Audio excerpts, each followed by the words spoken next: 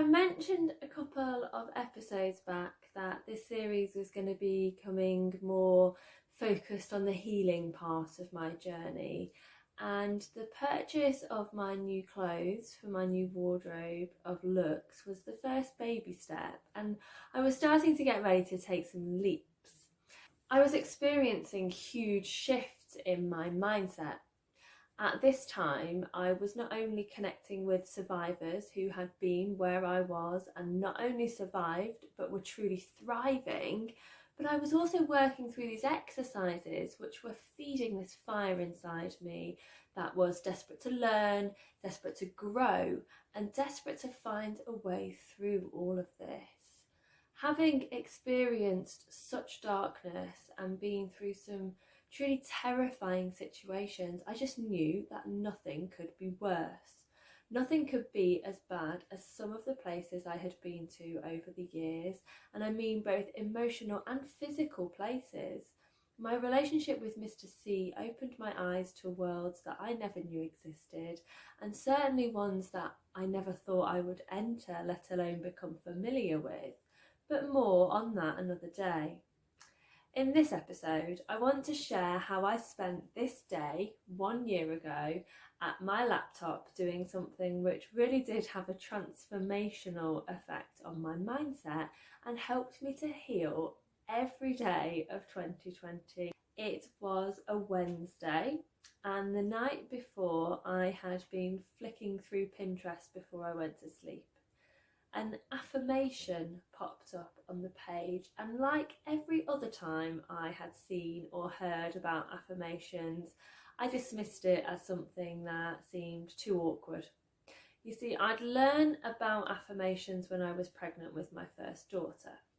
I had convinced my husband to attend a hypnobirthing course with me, as I was adamant that I wanted to birth in as natural and as peaceful manner as possible.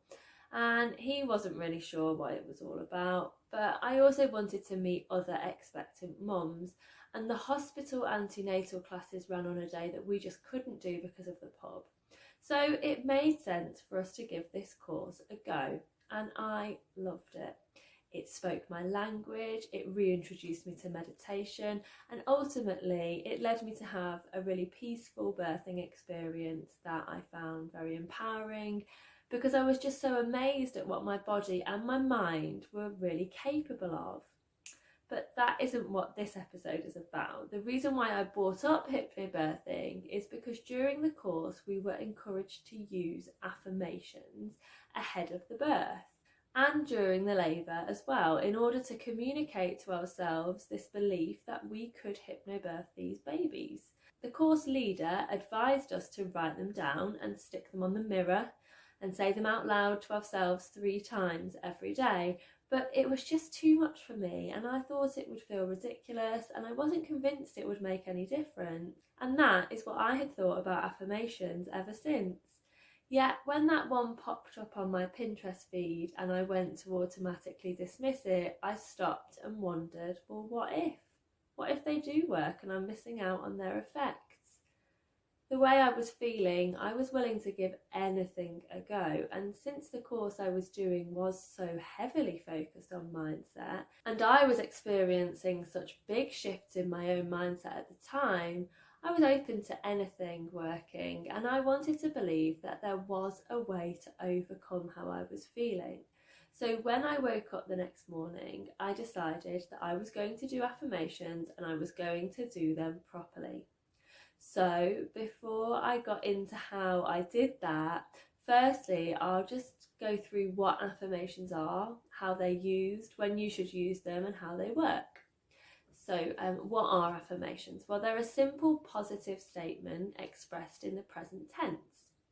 And how are they used? They are read aloud or written down or repeated internally a handful of times, once or twice a day.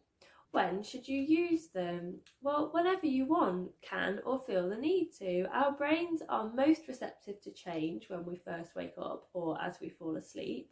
So most people suggest mornings and evenings, but as you're here, I use them any time of the day. So how does it work? Well, I'm no expert on the science, but here is my take on it. Our reality is made up of what we see, hear, smell, touch, taste and feel.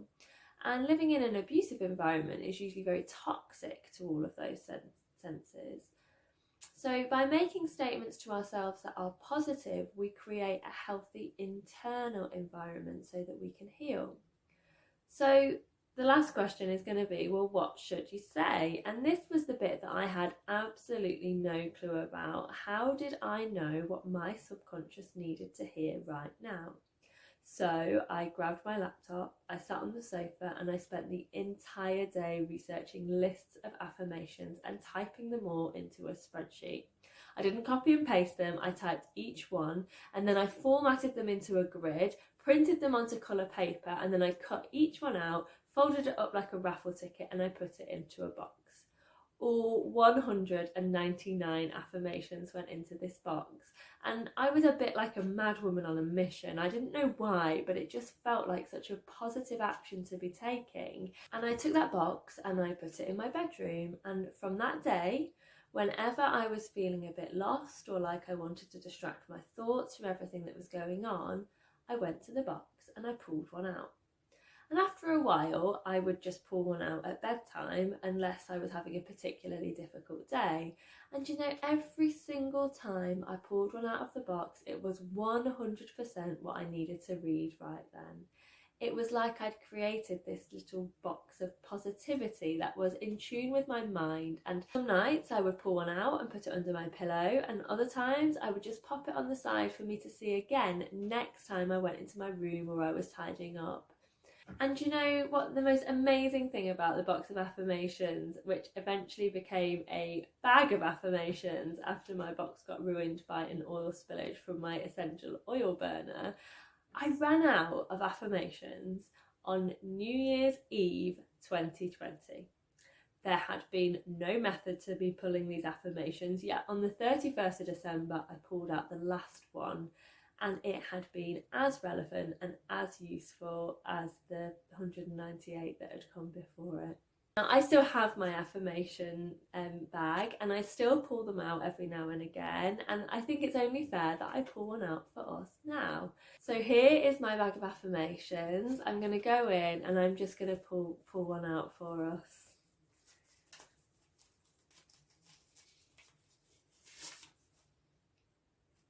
And it says, I am able to let go of the past, to forgive myself and others.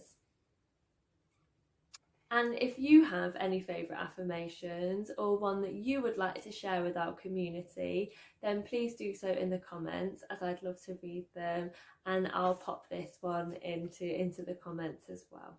I hope you have a lovely day and I'm sending you lots of love. Bye bye.